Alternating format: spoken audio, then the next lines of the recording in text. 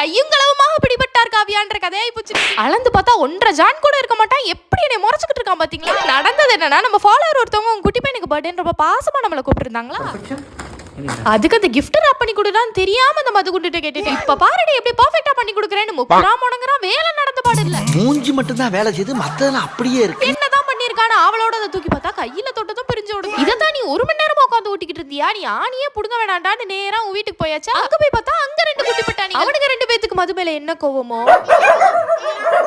Mummy திருட வீட்டுக்குள்ள வந்துட்டா, முதல்ல அவனை வெளியே அனுப்புங்கன்னு மதுவை மட்டும் வம்பிழுத்து கொலகலன்னு கொலைச்சு தள்ளிட்டாங்க. இருந்தாலும் சேட்டைகளில இருந்து ஓய மாட்டான் இந்த மதுபாலன்னு பர்த்டே பாய் வம்பிழுத்துட்டு ஸ்நாக்ஸ் ஜூஸ் எல்லாம் வாங்கிட்டு வீட்டுக்கு வந்து பார்த்தாதான் இருக்கு ட்விஸ்ட். ஏண்டி பம்பரமண்டை இங்க வா, உன் மேல வேற ஏதோ குட்டி பட்டாணிகள் வாசம் வர மாதிரி இருக்குதுன்னு ஸ்ட்ரிக்ட்டா இன்வெஸ்டிகேட் பண்ணிக்கிட்டு இருந்தானா. ஸ்மெல் வருது. தங்க மட்டும் அப்படிலாம் எதுவும் இல்லையே, நீங்க மட்டும் தான் என் தங்க குஞ்சு. நீ எவ்வளவு கன்வின்ஸ் பண்ணாலும் கேட்கல. ஒரு ஓரமா போய் சோகமா படுத்து அப்புறம் ஐஸ்கிரீம் காட்டவும் குடு குடுன்னு ஓடி வந்துருச்சு. எப்படி சிக்கிரிக்கம் பாத்தியா?